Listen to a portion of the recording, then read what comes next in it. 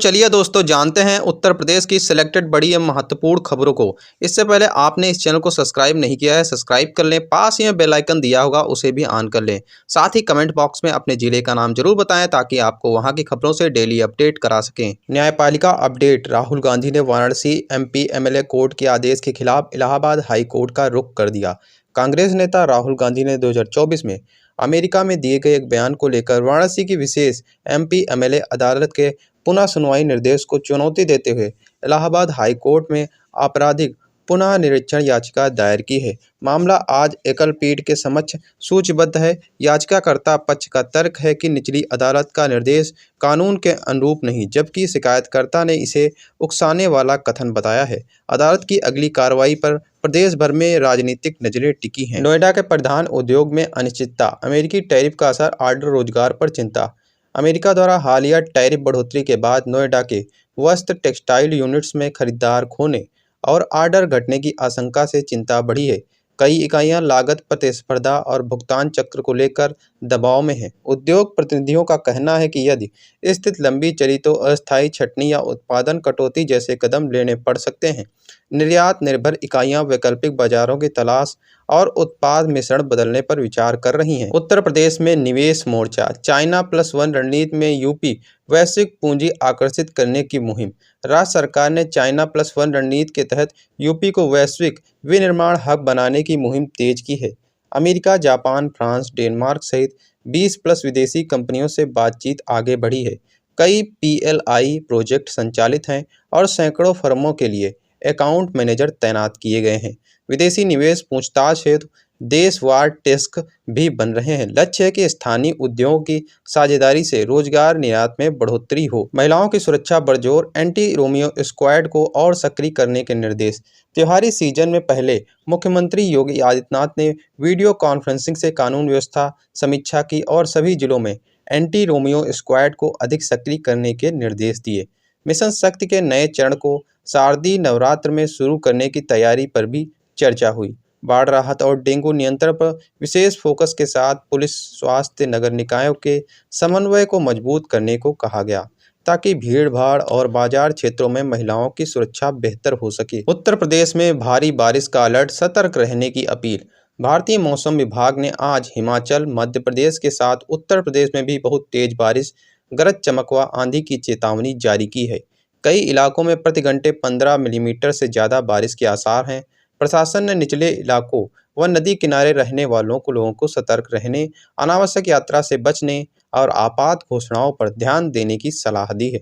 संभावित जलभराव, पेड़ गिरने और बिजली आपूर्ति बाधित होने की स्थितियों से निपटने की तैयारियां बढ़ाई गई हैं। उत्तर प्रदेश राज्य में नया अभियान शुरू। No helmet no fuel.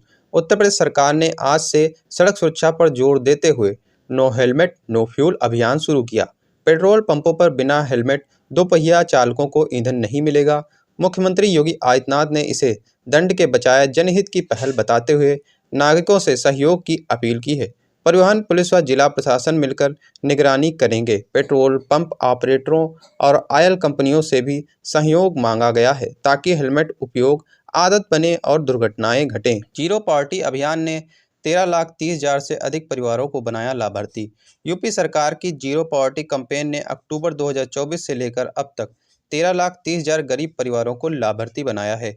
इनमें से लगभग 3,72,000 परिवारों को आवास, रोजगार, शिक्षा, स्वास्थ्य, जल, रसोई गैस और आयुष्मान भारत जैसी अनेक योजनाओं से जोड़ा गया है। योजना का उद्देश्य केवल अस्थायी सहारा नहीं बल्कि 2027 तक गरीबी का पूर्ण रूप से उन्मूलन है और इसमें पंचायतों और स्वयंसेवकों की सक्रिय भागीदारी सुनिश्चित की जा रही है। जीएमआईएस नोएडा में हेपेटाइटिस टेस्ट और दवाएं अब निःशुल्क।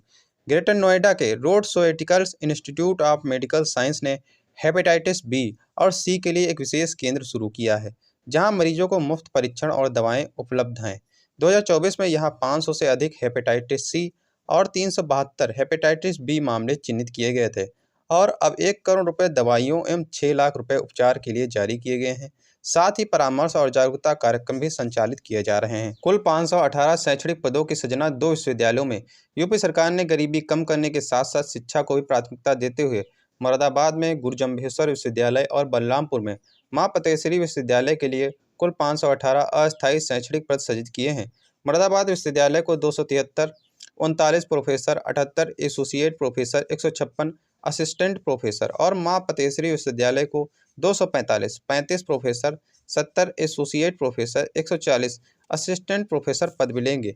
यह कदम उच्च शिक्षा की गुणवत्ता और स्थानीय रोजगार बढ़ाने की दिशा में महत्वपूर्ण है। यूपी औद्योगिक वृद्धि में देश में सबसे आगे।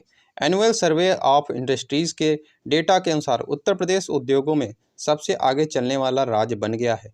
फैक्ट्रियों की संख्या में 15.91% की वृद्धि हुई है, जो राष्ट्रीय औसत 2.7% से भी अधिक है। ग्रॉस वैल्यू एडेड में 25.03% की ऊंची वृद्धि हुई है, जबकि रोजगार में 9.37% की बढ़ोतरी दर्ज की गई है।